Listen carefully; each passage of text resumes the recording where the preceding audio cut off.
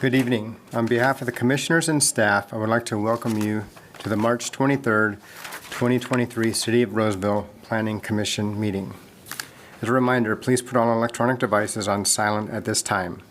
Agendas are available at the end of the staff table. If you plan to speak at tonight's meeting, please complete a blue speaker card and return it to the staff table. As a reminder, Planning Commission meetings are broadcast live and replayed throughout the week on Consolidated Communications and Comcast. I will now call the meeting to order. Lupe, may I please have a roll call? Yes. Commissioner Brashears? Here. Commissioner Jensen? Here. Commissioner Hagen-Jost? Here. Commissioner Pryor? Here. Commissioner Randolph? Here. Vice Chair Covington? Here. And Chair Martin. Here. All right, please join me in the Pledge of Allegiance.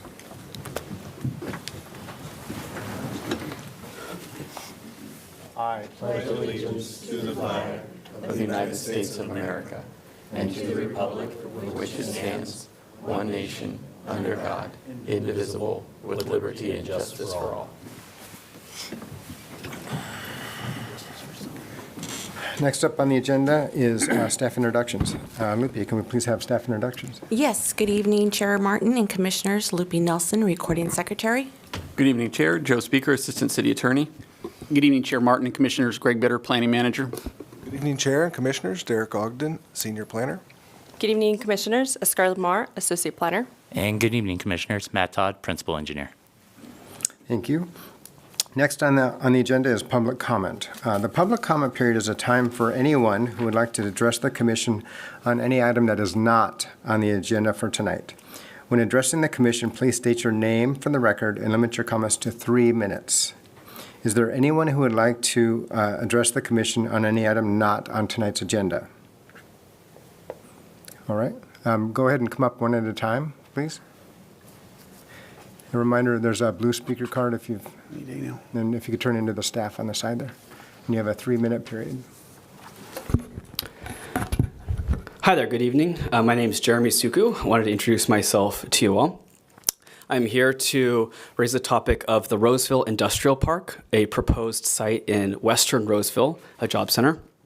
And it's not on the agenda today. I recognize there's not a vote, but want to open the dialogue for you. We'll be talking about this in the coming weeks or months.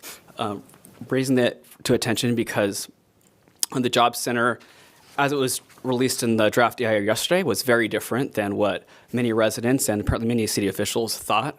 So what we learned was that 80% of the site is assumed to be warehousing and distribution jobs. If you remember back to the 2006 analysis the city did, this would be mostly professional jobs. There would be a daycare, a hotel. So we weren't expecting this type of job. When the city of Roseville made the public announcement that talked about we want to serve the educated workforce, and now that we know that these will be many forklift jobs, what the city's analysis the own analysis in the EIR said was that there would be a, quote, misalignment between the likely pay scales of these jobs and the cost of housing in Western Roseville. So the central premise of this site was that residents in Western Roseville could live and work to where they can work to where they live. And according to the city's own analysis, that wouldn't happen from this project. Additionally, the land site doesn't seem to make sense. So as you may know from core city planning principles as well as state and local guidelines, if you're building an industrial site with intensive transit, heavy diesel trucking transit, you want to put that by the freeway. It's best to put these sites by the freeway, far from sensitive residences. Now, this is going to be 5.5 miles from the freeway. If you look at data analysis from Sacramento Business Journal on comparable sites in Sacramento region, almost every site is a half mile or less from a major transit corridor, freeway, rail, or port. So this site is 11 times further from the freeway than comparable sites in the greater Sacramento area. Based on our research, it's the furthest from the freeway, a site of this size, of anywhere, not just in Roseville, not just in Placer County, but all of Northern California. We've asked the city if they can corroborate or dispute this. They declined to do so. And so this is positioned to be, without exaggeration, potentially one of the worst land use decisions in the history of Northern California, not just Roseville. If you look at Roseville zoning code, 100% of industrial sites is contiguous to the freeway or other industrial sites, not 5 miles behind residences near, for example, the regional sports complex. You may all know how important sports tourism, that initiative is. Well, now right on that same primary intersection, we're going to have 1,100 diesel trucks every day on average going through. We're going to have youth doing intensive cardiovascular exercise outside right on that truck route. So this wasn't what we expected. Would love to have a job center. There's a lot of phenomenal uses of the space. Some of it were mentioned as alternatives to this project in the job report. Some of it was identified by Roseville in prior analysis preceding this draft EIR.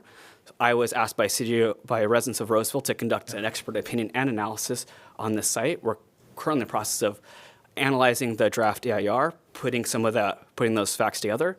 The fact is, though, that some of the issues with the Roseville Industrial Park, so many of them are environmental, many of them are errors or deficiencies within the draft EIR.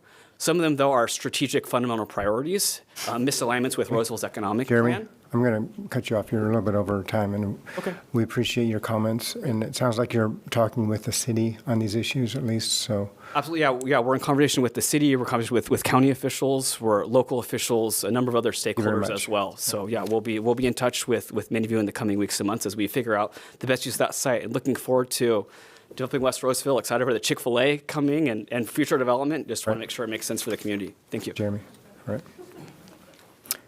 Next up, don't forget to leave your blue card by the staff table too, please. Please state your name, and you have 3 minutes. My name is Eric Kathman. I am a resident of West Roseville as well. I just wanted to take this moment to hopefully educate everybody and talk about this industrial park that's being proposed to move into the West Roseville area. This pretty much is a zoning ordinance that a lot of the community members have been really concerned about, that there's a large amount of semi-trucks coming out there. It's going to be it's basically listed in the draft environmental impact report that these semi-trucks are going to go through multiple school zones and also have a long distance from the freeway. Normally, warehouses create jobs for local residents and are good things. However, this project is placed in a location that requires the trucks to move through school zones. Developing areas for businesses to move into is good for communities. Just want to make sure the schools and residents of West Roseville are considered when these things are coming out. Thanks. Thank you, Eric. All right. Oh. Yep. Thank you.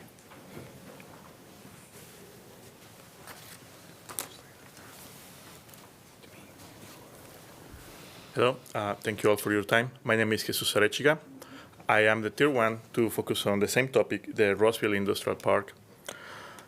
And I apologize for taking your time. I know you're busy. But I just want to echo the comments and share that this is not what the city has planned. This is not the vision that the city had for the industrial park. I've been following the meetings, which thankfully are recorded and public comment. And the whole process took place without informing the residents. That's the first bad decision. That should not have happened. Everyone who bought a house right there is now learning about this. And the other thing that bothers me is that whatever is being sold to the city council and whatever is being sold as a job center and as a high revenue center for the city, that's not the case when you read the documents. So I don't want you to believe in anything that I say. I'm asking you to please read all the available documents and just understand that this proposal is just a warehouse and distribution center. This is not high tech. This is not the right time. At the time where high tech is reducing real estate, this developer is asking to develop a huge place, and the promise that it will bring high tech, high earning jobs, that's not going to happen. The only thing that is bringing is warehousing and distribution. Please read the documents. It's publicly available, and as far as I know, there are no laws that prevent you from reading it until it's a draft currently, but it's not going to change much. Once the draft is released, the final document is released, please read every document. Thank you for your time. Thank you. All right, I'll ask if there's any other people who would like to address the commission tonight. Seeing none, I will close the public comment period then. Appreciate all the comments. Next up is the consent calendar. The consent calendar consists of routine items that may be approved under one motion as recommended in the staff reports. However, each item may be considered separately upon a request by the audience, Planning Commission, or staff. Tonight's consent calendar consists of one item. It's item 5.1, the meeting minutes from February 23rd, 2023 Planning Commission meeting. Is there anyone on the commission or in the audience who would like to pull this item off the consent calendar for a separate discussion? Hearing none, may I have a motion to approve the consent calendar as listed? I'll make a motion to approve it. Second. We have Commissioner Pryor has made a motion, and Commissioner Randolph has seconded the motion. Can I get a roll call, please? Yes, Commissioner Randolph. Yes. Commissioner Pryor. Yes. Commissioner Jensen. Yes. Commissioner Brashears. Yes. Vice Chair Covington. Yes. Commissioner Hagan-Jost. Yes. And Chair Martin. Yes. The motion is approved. Next up is the request presentations. Before we begin, I just want to review some of the meeting procedures. We will hear the staff presentation, then I will take questions from the commission, then I will open the public hearing, then the applicant will make a presentation, and we'll open up public comment, and the public will have an opportunity to speak.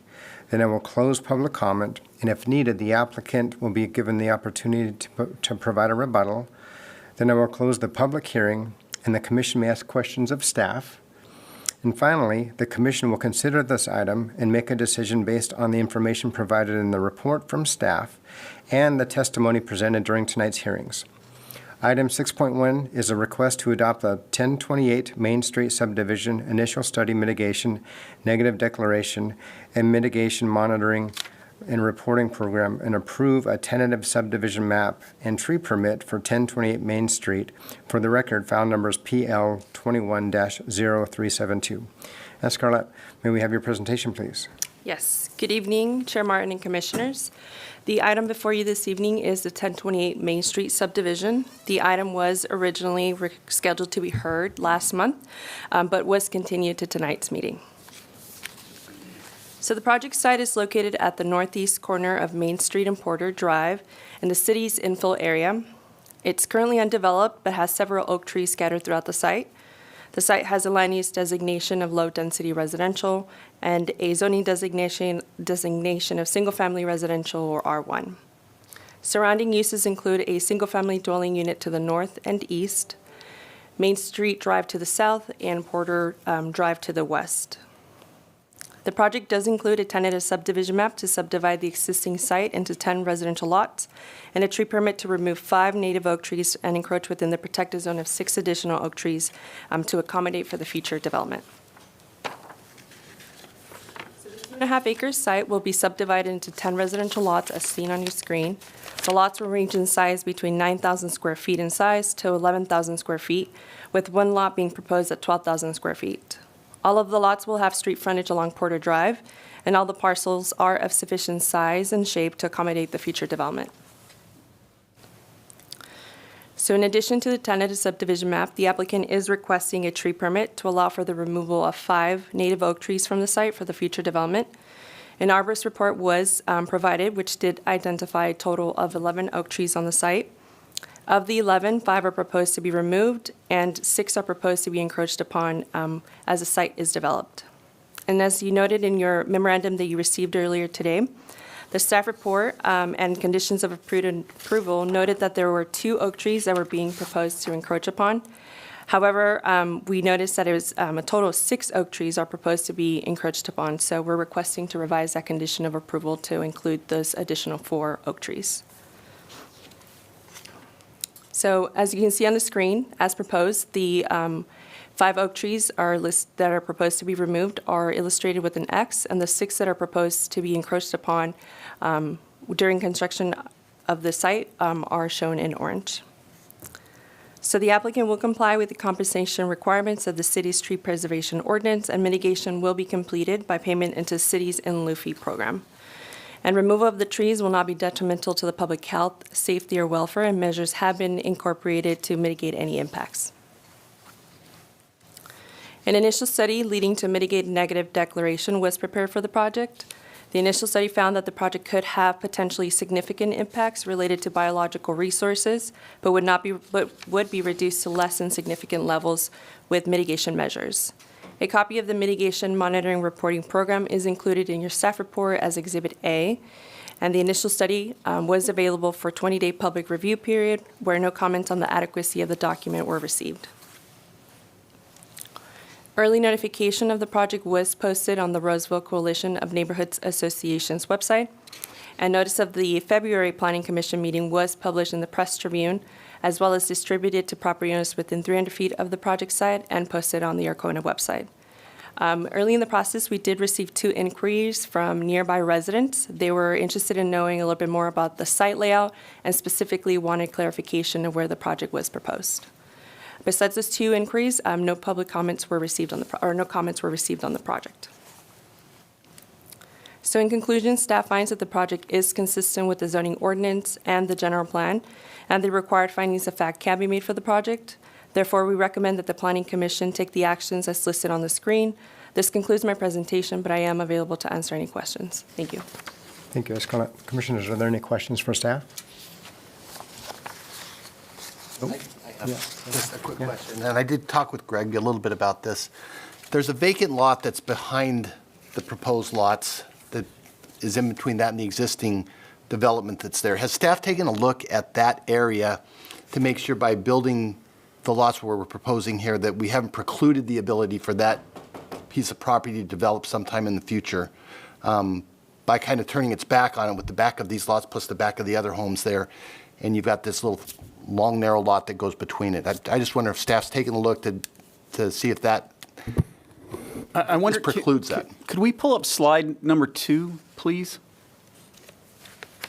And we have looked at that situation, Commissioner Jensen, and originally, I think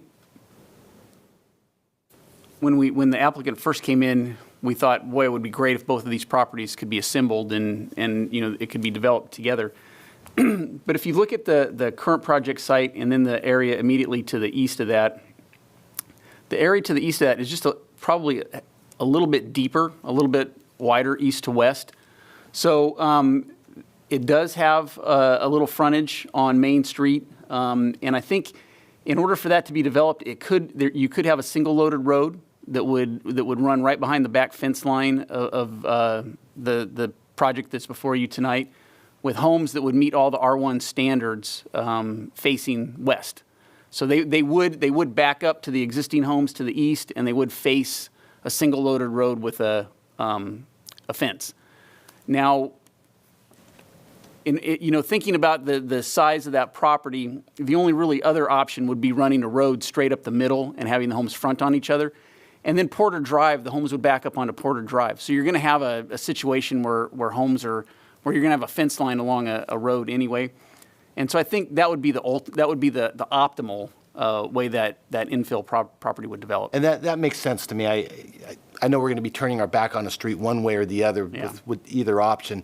The question I did have was we're making sure that the lots that can be developed there sometime in the future would meet city standards so that we don't have a situation where the property owner's coming in later and saying you've created a situation where I can't develop that. But it sounds like you've looked at it and it can meet the minimum standards for lot sizes. Obviously, it'd have to go through a process and everything else, but at least that wouldn't be a hindersome burden for them as they move forward. Right, and it might even be, it wouldn't be a burden. They would definitely have the lot they'd have the lot depth that they would need, and it'd probably be advantageous because they would be able to get away with a private road, so it'd be a little bit smaller. That makes sense to me. I just wanted to make sure that we could get the adequate lot sizes in there for that to be subdivided, should they choose to do so in the future. I just want to make sure we weren't precluding that option that's there by what we're doing. So that was my question. Thank you.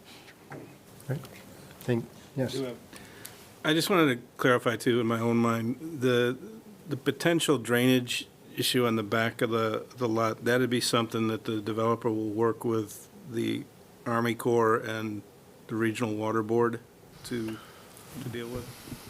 Yeah. As it stands now, they're proposing pretty much to leave that area alone. They did a biological survey of the area, had a biologist out to look at it.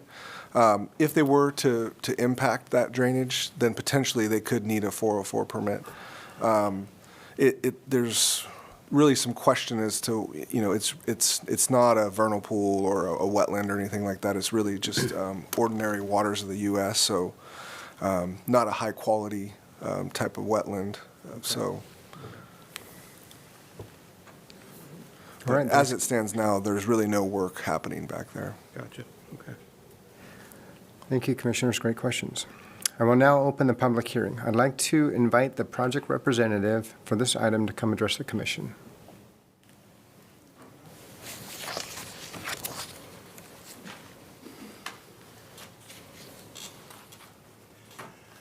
Yes, good evening, members of the commission. My name is Jack Scroggs. I'm a principal at Castle Consulting Engineers. We are here to represent the property owners, Kasha and Chad Phillips, who are the owners of this property.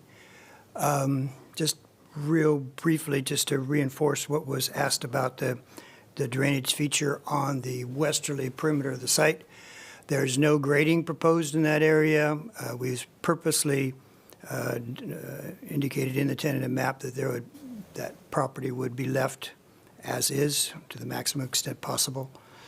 There is per the city's request, that easterly property line would have an open ornamental iron fence along that property line, and we will make sure that where that iron fence crosses that feature, that there would be no posts or any encumbrances to that feature associated with that fence.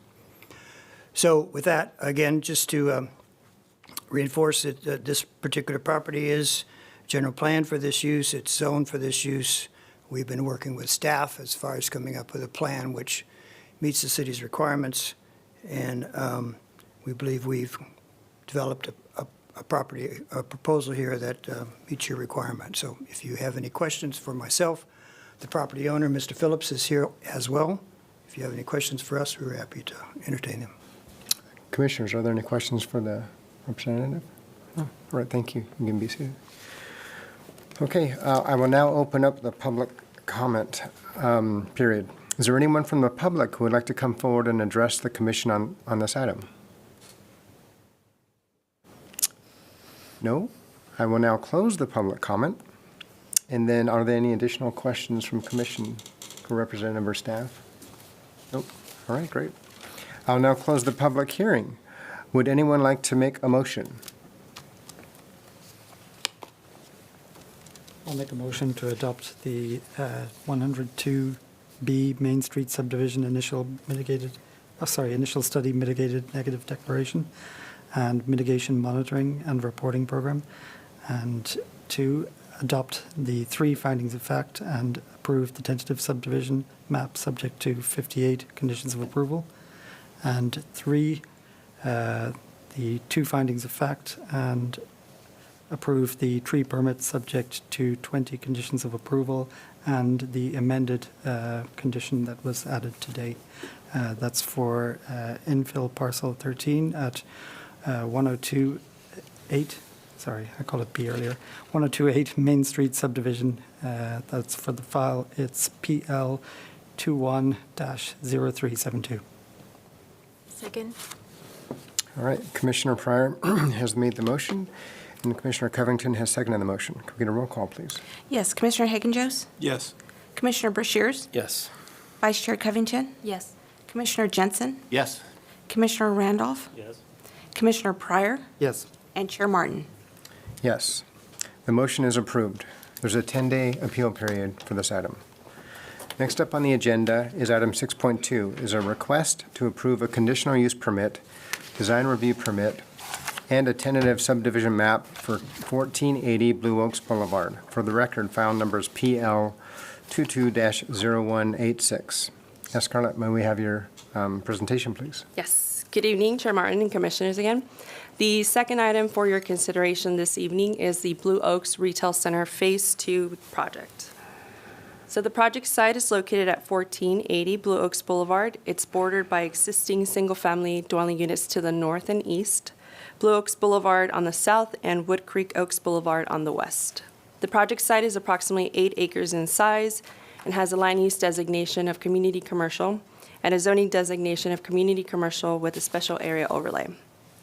For some background information, in 2014, the Planning Commission approved the Walgreens Design Review Permit, which was constructed, and as you can see on the screen, it's existing at the northeast corner of the intersection. Following that month, the Planning Commission approved the Blue Oaks Retail Center development to allow the construction of 6 commercial buildings totaling approximately 94,000 square feet in size, with 2 of those proposed buildings with 2 drive-throughs. Later that year, the City Council approved a general plan amendment and a rezone to change the land use of 4.7 acres of the 10-acre property from business professional to community commercial.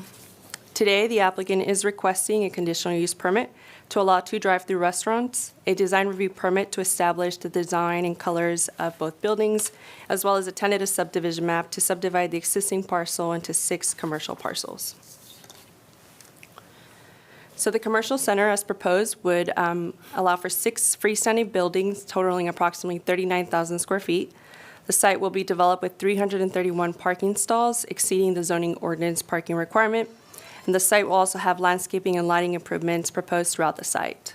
All of the landscaping along the northern and eastern property line and southern property lines are proposed to be completed within Phase 1 of the development. The remainder of the site improvements on the site will be completed in Phase 2. So as mentioned, the site is designed to include a 15-foot landscape buffer adjacent to the existing residential zone properties, as you can see illustrated in green. This is a result of the community meeting that was held back in November of last year, which I'll discuss a little bit more in my presentation later on. Ingress and egress from the project site will be provided via existing and proposed driveways. 1 existing driveway is off of Wood Creek Oaks Boulevard, and 2 existing driveways off of Blue Oaks Boulevard, and a new driveway along Blue Oaks Boulevard, as you can kind of see on the screen, but it's illustrated in green. So as part of the project review, a traffic study was completed for the site, which did analyze the project access points, on-site operations, and queuing. Based on the traffic evaluation, both drive-through restaurants will have sufficient queuing capacity, and all queuing is anticipated to be contained within the site. The community design guidelines require that all drive-through restaurants provide a minimum of 180 feet of stacking distance measured from the pickup window that does not conflict with the on-site parking or circulation system. As proposed, the Chick-fil-A will have a stacking capacity of approximately 850 feet. This is between the 2 drive-through lanes.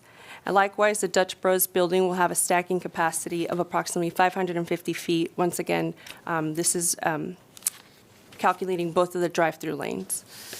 Comparably, the proposed Chick-fil-A queuing capacity will be more than the existing Chick-fil-A on Pleasant Grove. Currently, the Chick-fil-A on Pleasant Grove allows for 19 vehicles to queue before it blocks the drive aisle, according to staff report. And on the other hand, the Dutch Bros on Baseline only allows for 160 feet of stacking, while the most recently approved Dutch Bros on Fairway allows for 400 feet of stacking. So again, this just shows in comparison the project is proposing to exceed what was previously approved and what the community design guidelines require. So in short, both restaurants are proposed, as mentioned, with a dual drive-through lane, allowing for ample room for cars to stack on the site. In addition to the on-site queuing evaluation, the traffic study made recommendations, which are listed on page 5 of the staff report. But one prominent recommendation that I'd like to point out to you is the construction of a bulb out along Blue Oaks Boulevard. This would allow or would prevent people from entering the auxiliary lane too early as they head west on Blue Oaks Boulevard. So the proposed location of this bulb out is illustrated in green on the screen. And lastly, the city's engineering division, as well as the fire department, reviewed the final access and circulation layout of the site and found that the project would be consistent with city standards. So pursuant to the zoning ordinance, a drive-through which is adjacent to residential use requires a conditional use permit. As such, the applicant is requesting a conditional use permit for both of the drive-throughs on the site. The CUP process allows the Planning Commission to restrict any activity uses, as well as place operational conditions on the project to mitigate any potential impacts to the surrounding properties. So as part of the review process, an environmental noise assessment was completed for the project, and a summary of that study is also included in your staff report. But in short, the noise study found that the primary noise associated with the project would come from any of the on-site truck circulation if a grocery store were to occupy a building on Lot 6, as well as any of the mechanical equipment associated with such use. Based on the existing conditions of the site, the noise modeling found that the existing sound wall along the northern and eastern property line will reduce the noise generated by any of the uses on site to acceptable levels and would be in compliance with the city's noise ordinance. Further, the report also found that any impacts associated with the Chick-fil-A speaker menu board will not exceed the city noise standards because it's placed strategically away from any close sensitive receptors, as well as the existing sound wall along the northern and eastern would mitigate any noise impacts. It should also be noted that the noise study found no impacts associated with the Dutch Bros building because the business proposes only to have in-person-to-person ordering. So they do not propose any menu or speaker board on site. Lastly, condition of approval 4 and 5 on the CUP does restrict the hours of operations for both uses. Specifically, Chick-fil-A will operate from 7 a.m. to 10 p.m. or be restricted from 7 a.m. to 10 p.m. And Dutch Bros will have hours of operations from 5 a.m. to 11 p.m. So as mentioned, the applicant is requesting a design review permit to establish the design and colors of the 2 drive-through restaurants. So similar to the previously approved development in 2014, the project incorporates similar colors and materials as those as previously approved. And consistent with the community design guidelines, the buildings are well articulated through the use of building projections, varying heights, and as well as including stone veneer. The buildings are of similar color and design and are consistent with other centers in the city. And because of the future tenants are unknown at this time for the remainder commercial pad buildings, the applicant or the subsequent applicants will be required to submit a design review permit modification to approve the elevations for those buildings at a future date. An initial study leading to a mitigated negative declaration was prepared for the project. The initial study found that the project could have potential significant impacts related to noise and tribal cultural resources, but would be reduced to less than significant levels with mitigation measures. A copy of the mitigation and monitoring reporting program is included in the staff report as Exhibit A. And the initial study was available for a 20-day public review period where we received no comment on the adequacy of the document. Early notification of the project was posted on the Roseville Coalition of Neighborhoods Association's website, and it was also posted on the city's Projects of Interest page. And as I previously mentioned, in November of last year, the applicant held a neighborhood meeting at the middle school nearby where 5 residents were in attendance. The feedback that we received, or the applicant received that evening, was in relation to the landscape buffer that they were requesting adjacent to the existing residents, lighting, and noise, which we did analyze and ensure that any conditions of approval would mitigate and address their concerns as well. The public hearing notice for tonight's meeting was published in the Press Tribune, mailed to property owners within 300 feet of the project site, and once again posted on the Arcona website. To date, no public comments have been received. In conclusion, staff finds that the project is consistent with the zoning ordinance, the general plan, the North Industrial Planning Area, as well as the community design guidelines, and the site is properly designed. It will not be detrimental to the public health and safety or the welfare of the community, and the required findings of fact can be made for the project. Based on the information presented to you this evening and the evaluation in the staff report, staff recommends that the Planning Commission take the actions as listed on the screen. This concludes my presentation, but I am available to answer any questions. Thank you. Thank you, Scarlett. Commissioners, are there any questions for staff on this project? Question. Okay. Scarlett, on the staff report, there was a little sketch with the queue management strategies. So I just wanted to make sure I understood correctly. That only occurs if the queue starts going past the actual queuing line, and then would it be the operator's responsibility to set up whatever blocking they need to do, block-offs, or? Yeah, that's correct, and it's, if we can go to slide 4. I think it's a little hard to see here, but that is correct. Should they need more, should it start an overflow per se on the site, they would be required to, would not be required, but they would mitigate using these mechanisms or methods on the site. Okay, thank you. Thank you. Any other questions from commissioners? No? Okay. Then I will now open the public comment period.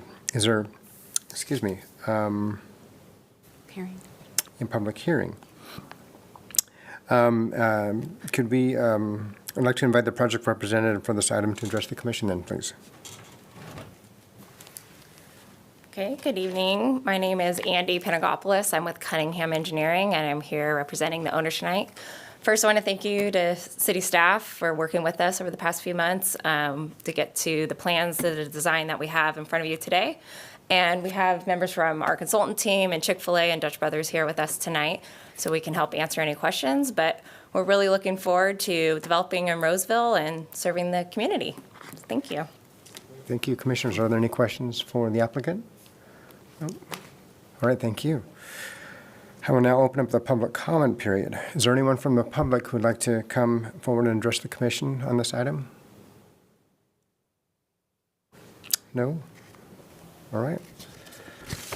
I will now close the public comment period. Are there any additional questions or comments from commissioners to staff or to anybody?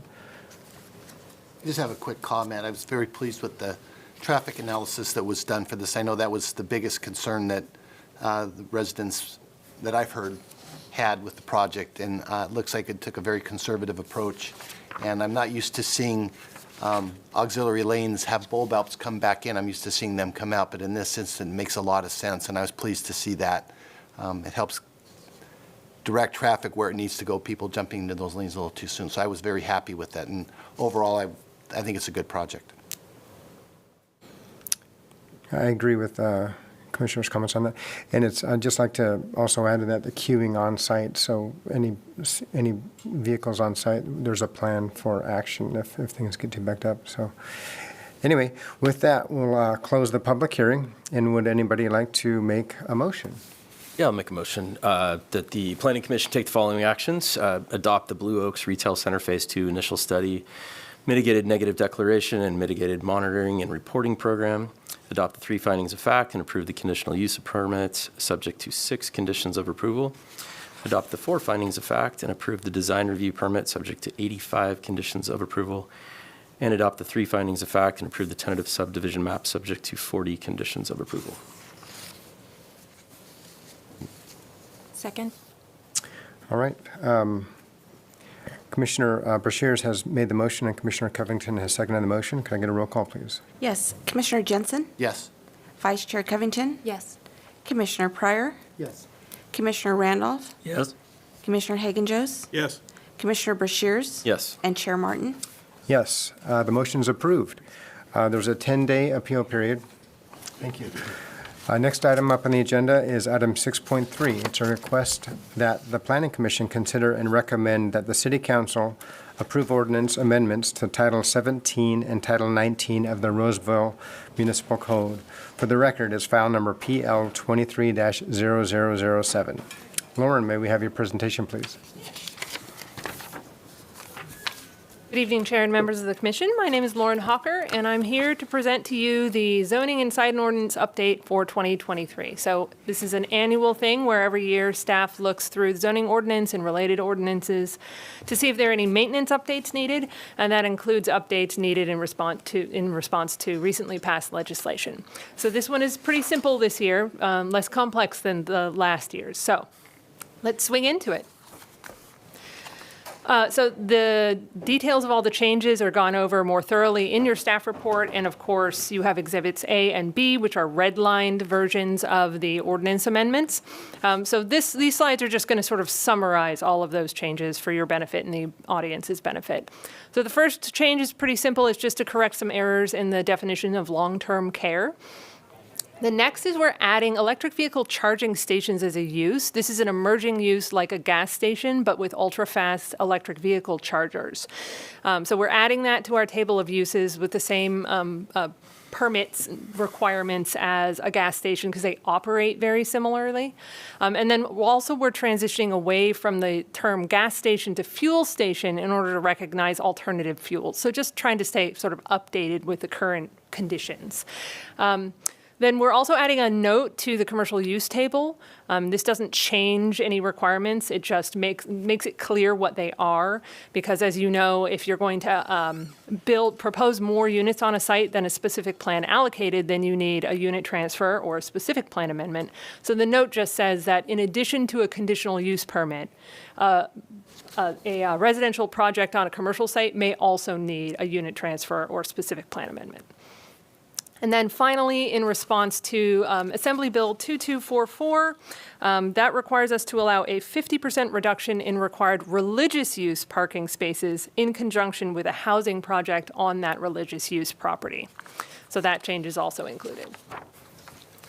So the next two changes are to sections that we change every year in response to legislation. So this year it's in response to Assembly Bill 682 and 2221, and that's an update to our density bonus ordinance and our accessory dwelling unit ordinance. These are relatively straightforward this year. Most of the changes to both of those are clarifications that are honestly consistent with how we already interpreted those sections, so it's not an issue for us. The bigger change on density bonus or updates is they added shared housing as a housing type that's eligible for a bonus. And that's basically just like, when you've got 5, 6, 7 units all using a shared kitchen, for instance. And then for accessory dwelling unit updates, the bigger change was changes to the so-called mandatory minimum ADU requirements. A mandatory minimum ADU is basically the minimum dimension or size of ADU you have to allow at least that amount of ADU on a site, and you need to waive design standards that would prevent them from building that mandatory minimum ADU. So they've added front setbacks to the list of standards to be waived, but it's the city's discretion to determine which standards to waive, so we can waive a side setback or a rear setback. It's very unlikely we'd be put in a position where we have to allow an ADU in the front yard. And frankly, we haven't had this situation come up yet at all where the mandatory minimum requirements are triggered, where somebody wouldn't be able to build an ADU if it weren't for us flexing a standard. So we don't expect this to be an issue for us. So the next item is we are requesting planning manager approving authority for a standalone design review permit for a residential subdivision. I'm going to call it a DERS because that's shorter. And I know you know this, but again, for the benefit of everyone else, a DERS is required for medium density residential housing projects, so like compact or small lot residential development. And when the process for a DERS was set up, it was typical that the tentative map and the DERS went together and were built by the same folks. But nowadays, it is much more common that the folks who are processing the map then sell that property, once the map's recorded, to a home builder. And then they process the final DERS. So what that process now ends up requiring is that the same project comes here twice, right? So the project comes here for the map and a conceptual level DERS, and then again for the final DERS. So what we are proposing is that for the standalone design review permits, that those could be through planning manager approval because you will already have seen the conceptual. But any DERS that's going with a map would continue to come to this body. And then finally, we're proposing to clarify the process description for major project permit amendments. That section, if you've looked at it, is a little confusing. I've got it sort of easy table. Right now, it's the existing process is minor modification, non-minor modification, and all other modifications with a letter of approval from the planning manager, administrative approval, and a public hearing requirement. So we're not changing the actual process. We're just changing how it's framed and phrased and adding some more purpose language so that the process is clear. It's clear what qualifies for what and what each does. So now it will be permit not required, letter of approval, minor modification, and modification. So that brings us now to the two very minor things in the sign ordinance. So the first thing is to correct an error in the appeals section that came to our attention. I've got snippets of that language up on the slide here where it basically says that the appeal authority is the design committee. And then a later sentence says city council shall hold a public hearing. So that's clearly an error. The hearing authority is design committee. So we're proposing to change that later sentence to also say design committee. And then the other item is in the definition of a building facade. Basically, there are sign regulations as to wall sign length. And those say that the length of the wall sign is based on the length of the building facade, except a tenant may not occupy the entire building. And the definition of building facade is the entire building, and that doesn't make any sense. So we're adding a clarification that says for the purposes of sign length, it's based on a single wall plane occupied by the tenant. So that goes through all of the proposed changes. If we can go to the next slide. Outreach, pretty straightforward. We did put out a memorandum in January talking about the different planning bills that were passed last session and what changes might be needed to the zoning ordinance as a result. I did go to the February Roseville Coalition of Neighborhood Associations board meeting to give a little presentation just on the zoning ordinance changes, just the highlights. And then, of course, we published a hearing notice for this hearing, which, because it's a citywide project, means that it was published in the newspaper and posted on the Arcona website. So that brings us to our recommendation. This looks a little different than you're used to. The first one is very familiar. We are recommending that you recommend City Council adopt the findings of fact and approve the zoning ordinance amendments. But the sign ordinance does not establish Planning Commission as a review authority. And so what we are recommending here for you is that you review and comment on the sign ordinance amendments, and then any comments you have, we will take to City Council for their consideration. That concludes my presentation, and I'm available to answer any questions you may have. Thank you, Lauren. Commissioners, are there any questions for staff at this time? I have a quick one, and it's on the planning manager's approval, which I support. That still requires, if there's a noticing requirement for the project, it'll still be noticed, and if a resident for some reason has concerns over the proposed action, then it would be elevated to whatever appropriate committee to review it. Similar to all administrative approvals, a notice of intent is mailed out to all property owners within 300 feet, and they are allowed 10 days to request a hearing before the Planning Commission. Perfect. I just want to make that clear to the public that we haven't taken away their right to comment on a project. If they're interested in it, they can still do that. Thank you. Great. Okay, I will now open up the public hearing in the public comment period. Is there anyone from the public who would like to come forward and address the commission on this item? Hearing none, seeing none, I'll now close the public comment period. Are there any additional questions? No, I'll now close the public hearing. And would anyone like to make a motion? Make the motion. First, to consider the two findings of fact and recommend to City Council to approve the ordinance amendment to Title 19 of the Roseville Municipal Code. And two, for this commission to review and comment on the ordinance amendment to Title 17 of the Roseville Municipal Code.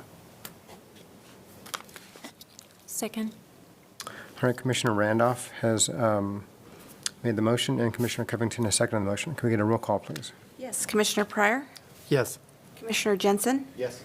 Commissioner Randolph? Yes. Commissioner Hagen-Jost? Yes. Commissioner Brashears? Yes. Vice Chair Covington? Yes. Chair Martin? Yes. All right, the motion is approved. All right, last item on the agenda, second to last, is the Commissioner Staff Report. So are there any reports from staff? Just really quickly, I'd like to report out that last Wednesday on the 15th, the City Council did approve the specific plan and development agreement amendments for F22. That was the USA Properties, if you recall. They were adjusting some of their affordable housing on their property in Fitment Ranch. That's the property just behind the Plaza at Blue Oak Shopping Center on Harvey Way in Fitment. So that was approved. And then I can tell you that April 13th, we will not be having a meeting. So if you have plans for spring break, you're free to go. And I'll probably report out in a few weeks regarding the second meeting in April. That's it for tonight. All right. Thank you for the approval of our vacations. We appreciate that. Dale, here you come. That's right. Any questions from commission or comments?